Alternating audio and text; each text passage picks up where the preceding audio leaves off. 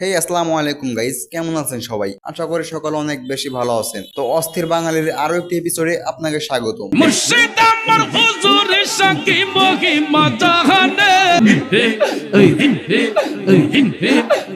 कौन है ये लोग? कहाँ से आते हैं ये?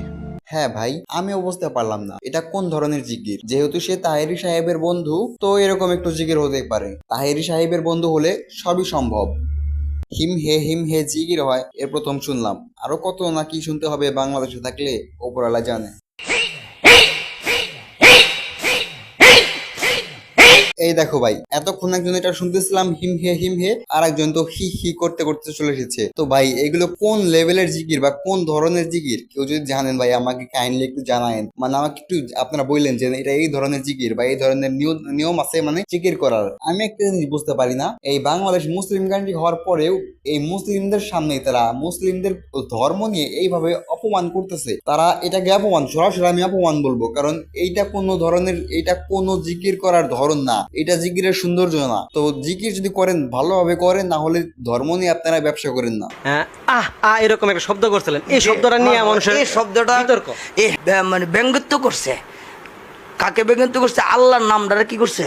ব্যঙ্গত্ব করছে। বিদায় যে অথবা যাহারা এই আল্লাহর নামকে ব্যঙ্গত্ব করে। হ্যাঁ, আপনি বলছেন আল্লাহ রাসূলকে খুশি করার জন্য আমি জিকির করেছি। হ্যাঁ ঠিক আছে, জিকির করেছেন, কিন্তু এটা কোন ধরনের জিকির? আমি তো আপনার পুরো জিকিরের মধ্যে একবারও গান বাজনা ছাড়া আর কিচ্ছু শুনলাম না।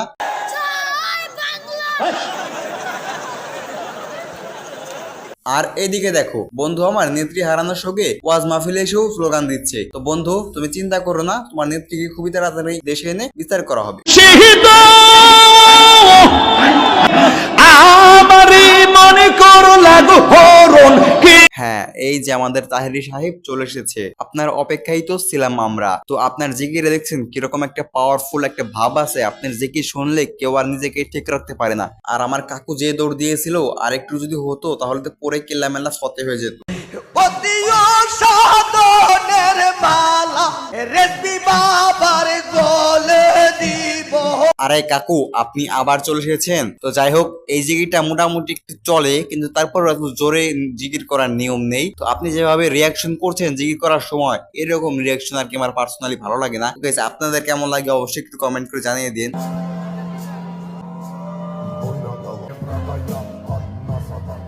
ও, আজ বুঝতে পারলাম তাহলে মানুষ মৃত্যু জেনেও এত সিগারেট খায় কেন। সিগারেট খেলে মনে হয় আলাদা একটি শক্তি পাওয়া যায়, এই জন্যই মনে হয় মানুষ এত সিগারেট খায়। যাই হোক গাইস, কেউ আবার সিরিয়াস নেন না, সিগারেট খেলে কিন্তু কোনো সময় শক্তি বাড়বে না, বরং আরো কমবে। এর সাথে সাথে আপনার লিভার কিডনি যা আছে এইগুলো যাবে, ঠিক আছে? তো গাইস, এই ছিল আজকের ভিডিওটা কেমন লেগেছে অবশ্যই কমেন্ট করে জানাতে পারেন, এবং চ্যানেলে নতুন হয়ে থাকলে চ্যানেলটি সাবস্ক্রাইব করে আমাদের সাথে থাকবেন। ধন্যবাদ, আল্লাহ হাফেজ।